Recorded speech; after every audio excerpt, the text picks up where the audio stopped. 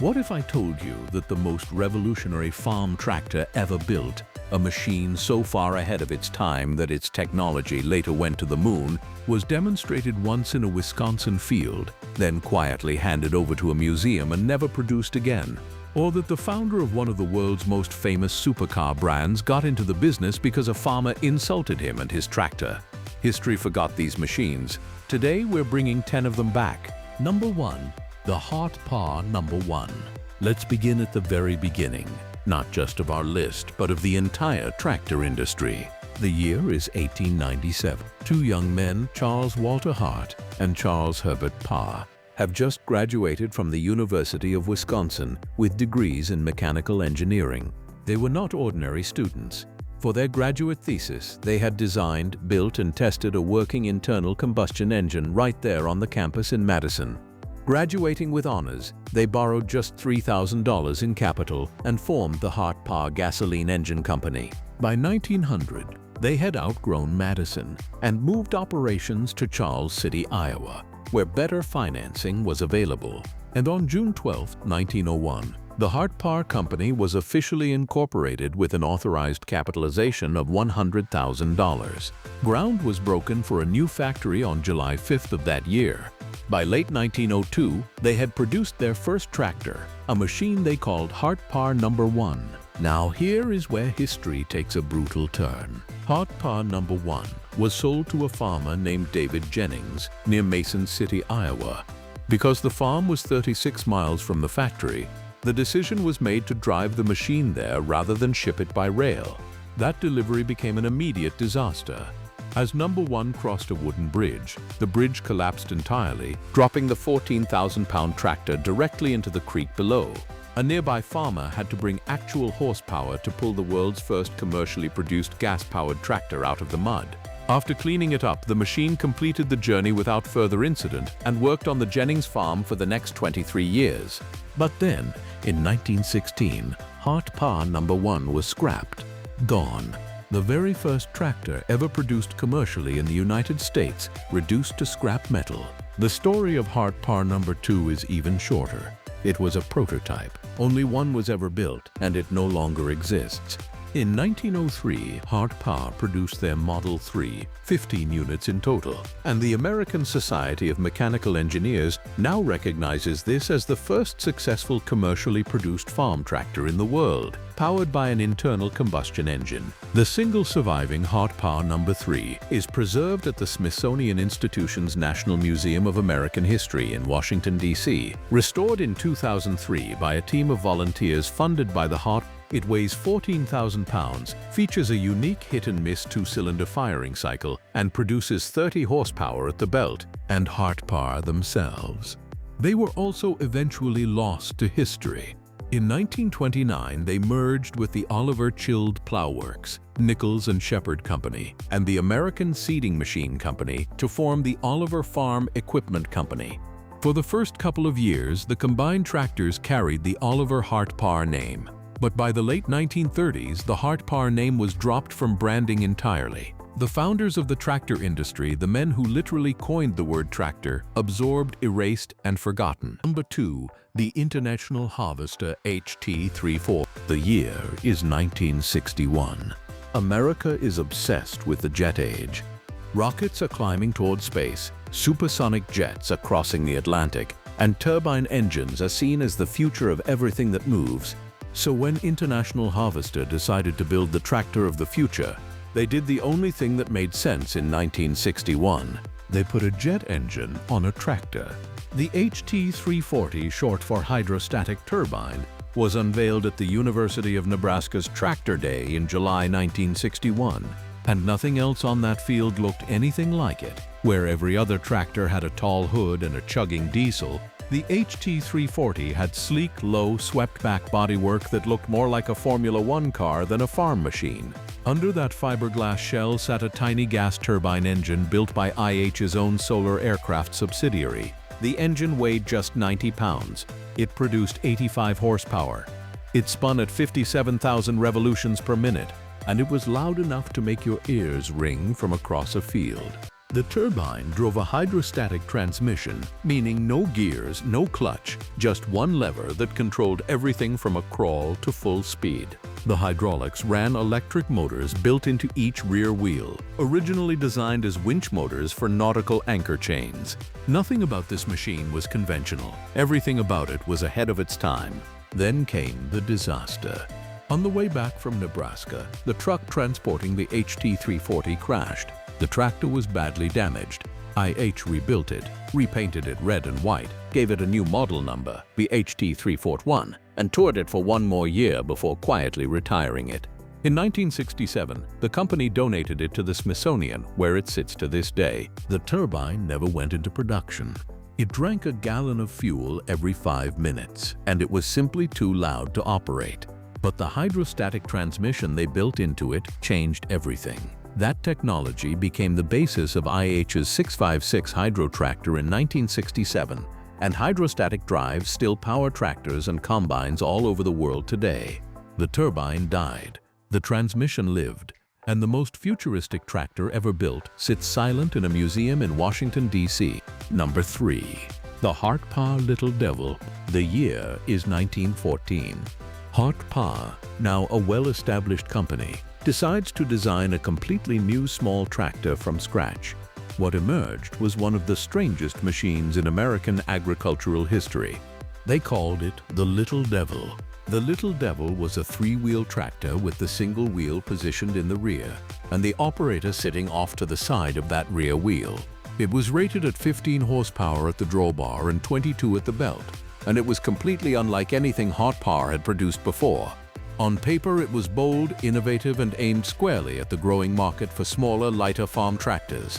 In practice, it was catastrophic. The fuel injection system did not function properly. Some tractors were essentially impossible to fix because adjustments were either too limited or didn't work at all. Then came the truly dangerous flaw. If an inexperienced operator allowed the 2-cycle engine to lug down under heavy load, and in 1916 most operators were inexperienced, the engine would suddenly reverse its direction of travel. The tractor would lurch backwards without warning, with the operator still seated on it. After building around 725 units in 1916, Hart-Parr halted production entirely. They then began buying back the Little Devil tractors they had already sold. The company spent the next year recalling these machines. Of the hundreds produced, only a small number are known to survive today. One is preserved at the Floyd County Historical Society in Charles City, Iowa, Hart-Parr's home. The rest vanished, many crushed and recycled. Others simply rusted into the earth on farms that no longer exist. Number 4. The Advance-Rumely Oil Pull. The story of the Advance-Rumely Oil Pull is the story of a company that built nearly 60,000 tractors, dominated the prairies of North America, and then disappeared completely within a generation. Minneapolis-Moline had immigrated to the United States in 1848 and established a blacksmith shop in LaPorte, Indiana. By the 1880s, the Rumely Company had grown into a significant agricultural machinery manufacturer, producing horse-drawn threshers and corn shellers. By 1895, they had expanded into steam traction engines. In 1908, responding to the new technological wave, Rumely hired engineers John Secor and William Higgins, men who had studied with European engineering pioneers, including followers of Rudolf Diesel, and tasked them with designing an internal combustion tractor that could burn inexpensive kerosene. The result was a prototype tractor tested in 1909, nicknamed Kerosene Annie. She survived. Kerosene Annie still exists today, preserved at the Wisconsin State Agricultural Museum at the Stonefield Historic Site in Cassville, Wisconsin. Full production began in 1910, and the Rumely Oil Pull became a phenomenon. What made it different from everything else on the market? The engine was cooled by oil, not water. That's correct. Oil circulated through the system in place of a water radiator, keeping the engine at a stable temperature regardless of load. This allowed hotter combustion cycles and easier kerosene ignition. The distinctive tall radiator stack on every oil pull was essentially a giant oil cooling tower. Nearly 60,000 Rumely oil pulls were built across multiple generations from 1910 to 1930. They were monsters of productivity, opening the Great Plains to large-scale cultivation and helping feed a nation through 2 world wars. A 1923 Model G 2040 purchased by Illinois farmer John Ploach for $4,000 was used in a threshing ring that ran continuously until 1948, 25 years of service from a single machine. But the Great Depression finished what competition could not. After absorbing Altman-Taylor and other companies in the 1920s and attempting unsuccessfully to pivot to smaller tractors with the Dual model, Advance-Rumely was purchased by Allis-Chalmers in Allis-Chalmers was primarily interested in Rumely's vast dealer network of 24 branch houses and approximately 2,500 dealers across the country. The oil pull tractor line was discontinued. The great kerosene giant was gone. Number 5. The Oliver XO121. In the mid-1950s, behind closed doors at the Oliver Corporation, engineers were working on a tractor that nobody outside the company was supposed to see. They called it the XO121. The X stood for experimental. The 121 stood for the compression ratio 12.1 to 1, a number unheard of in the tractor world of the 1950s. Most farm tractors of the era ran compression ratios between 6 and 8 to 1, designed to burn cheap, low-octane farm fuel. The XO121 was different. It was designed to burn premium, high-octane gasoline, the same fuel American sports cars were using to break speed records. Built on a modified Oliver 88 chassis, the XO121 carried a 4-cylinder 199 cubic inch experimental engine, painted silver, and dressed in a striking custom paint scheme: red body, green wheels, chrome grille. It looked nothing like the standard Oliver tractors rolling out of the Charles City, Iowa factory. It was a research vehicle, a rolling laboratory built to explore the absolute limits of internal combustion efficiency, and it worked. The high-compression engine produced impressive power and excellent fuel economy. On paper, it was a glimpse of what tractors could become if farmers were willing to pay for premium fuel. That, of course, was the problem. Oliver's market research came back with a brutal answer. Farmers were not going to pay premium prices for premium fuel. Diesel was getting cheaper. Regular gasoline was abundant. Nobody wanted to fill a tractor tank with the same fuel they used in a Corvette. The high-compression dream died in a boardroom, and the XO121 program was quietly shelved. But the engineering didn't disappear. Many of the lessons learned on the XO121 were folded directly into the Oliver 1800 series tractors that launched in 1960 and became some of the best-selling Olivers of the decade. The prototype itself was eventually given to Iowa State University, then transferred to Living History Farms in West Des Moines, and finally restored and placed at the Floyd County Museum in Charles City, Iowa, Oliver's hometown. A single XO121 ever existed. One tractor, one paint job, one dream of a high-compression future that the market wasn't ready for. And it survived, barely to tell the story. Number 6. The Minneapolis-Moline UDLX Comfort Tractor. Imagine a tractor with a fully enclosed cab, heater, defroster, windshield wipers, a cigarette lighter, a radio, cloth upholstered seats for the driver and a passenger, 5 forward gears with a road speed of 40 miles per hour, and a body so streamlined it looked more like a luxury sedan from the late 1930s than a farm implement. Now imagine that tractor was built in 1938. By Minneapolis-Moline, the UDLX, known to history as the Comfort Tractor, was Minneapolis-Moline's audacious attempt to invent an entirely new category of vehicle. The idea was simple but radical. A farmer would plow fields with it during the day, then drive it into town that evening to take his family to dinner or a movie. One machine, 2 lives. Work and leisure rolled into a single yellow-painted package. It was perhaps the most luxurious tractor ever conceived. Minneapolis-Moline marketed it as the tractor that takes you to town. And in a country still climbing out of the Great Depression, that was the problem. The UDLX cost roughly $2,100 in 1938, nearly double the price of a comparable working tractor. Most farmers in 1938 simply did not have that kind of money, and the farmers who did have it generally already owned a car for going to town and a cheaper tractor for plowing the fields. The UDLX tried to solve a problem that very few farmers actually had. Production records suggest only about 150 units were ever built before Minneapolis-Moline pulled the plug. The comfort tractor, the world's first attempt at a luxury farm vehicle, was a commercial failure of the most complete kind. But here's the strange part of the story.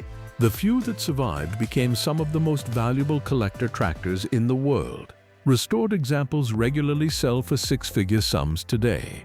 The UDLX failed in 1938 because it was too far ahead of its time, but it predicted the future perfectly. Every modern tractor with a climate-controlled cab, a Bluetooth radio, and an air ride seat is in some small way the descendant of a yellow Minneapolis-Moline that nobody wanted to buy. Number 7. The Steiger.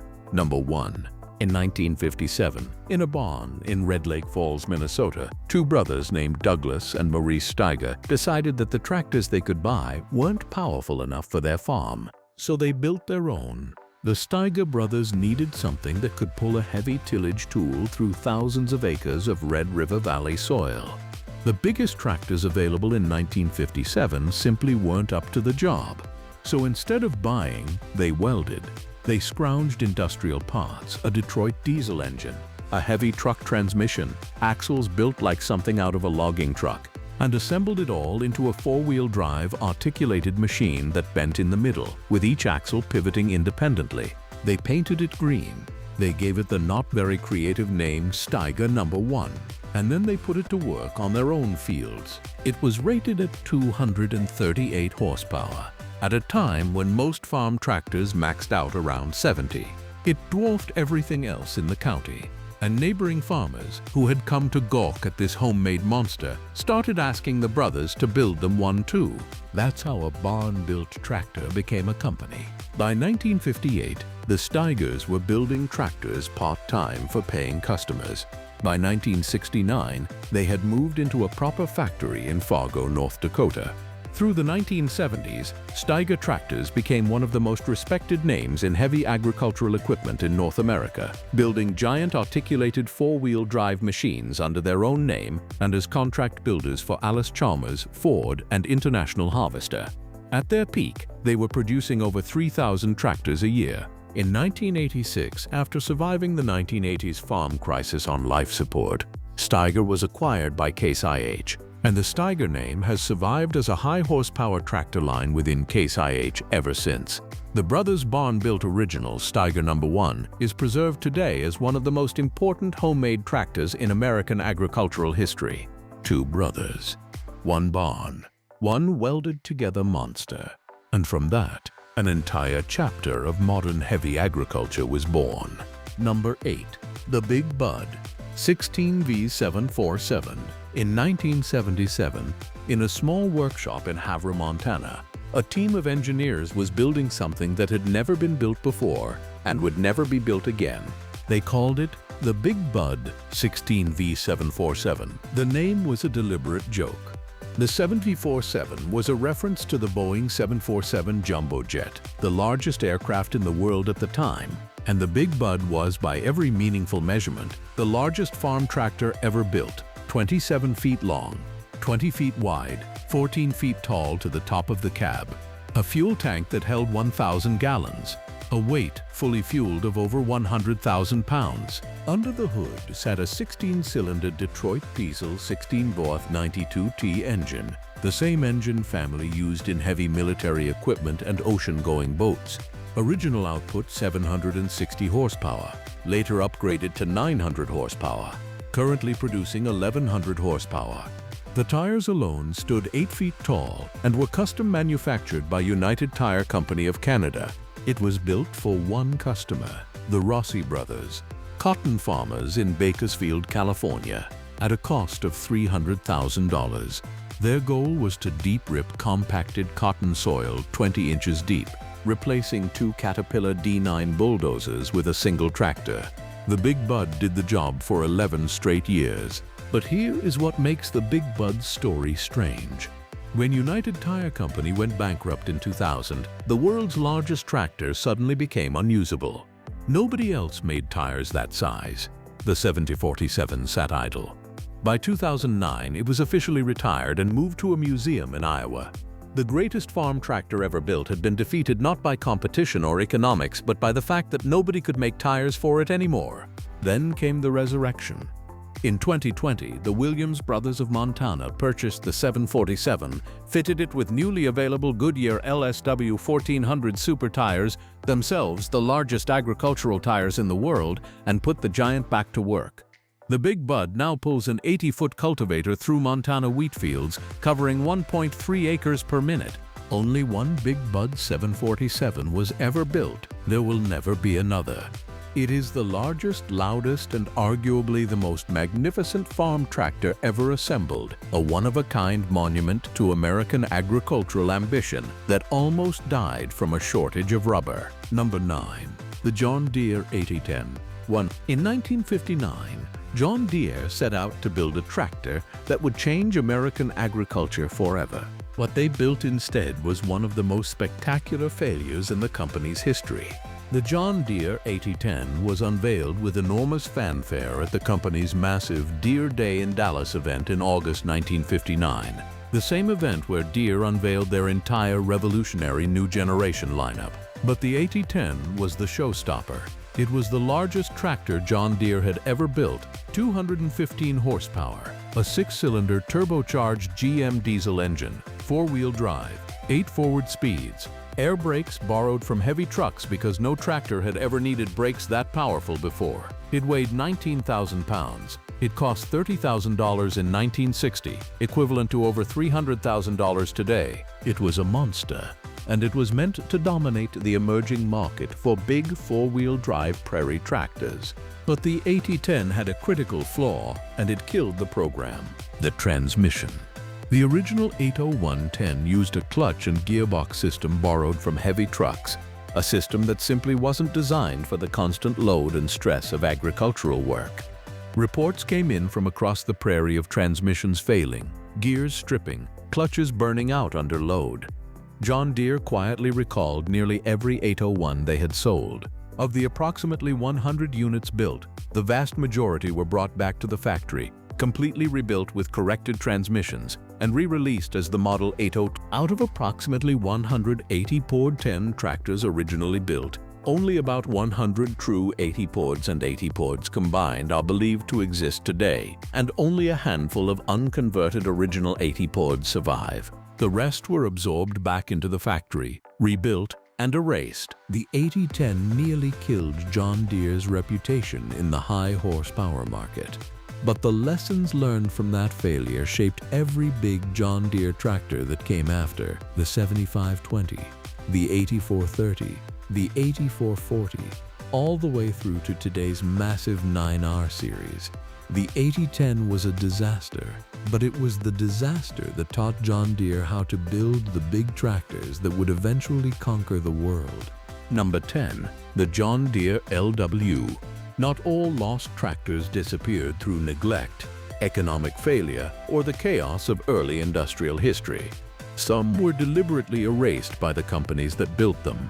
In 1938, engineers at John Deere's facilities began experimenting with a new machine that would bridge the gap between two existing models, the Model L and the GP wide tread. The concept was the LW, an experimental tricycle-type tractor designed with a wider rear tread than the standard Model L. At least one working prototype was constructed from a modified Model L chassis. The LW was aimed at a very specific market segment: small farm operators who needed the row crop versatility of a wide tread tricycle configuration, but could not afford larger machines. The concept was sound. The engineering was advanced for its time, but the world had other plans. When the United States entered World War II following Pearl Harbor in December 1941, John Deere, like every major American manufacturer, was required to reorganize and focus its production capacity on the war effort. Civilian tractor programs that were not in full production were suspended, revised, or canceled entirely. The experimental LW, which had never proceeded beyond prototype stage, was set aside indefinitely. When the war ended and production resumed, the LW was never picked up again. The experimental tractor was, according to the historical record, eventually destroyed. No known surviving example exists.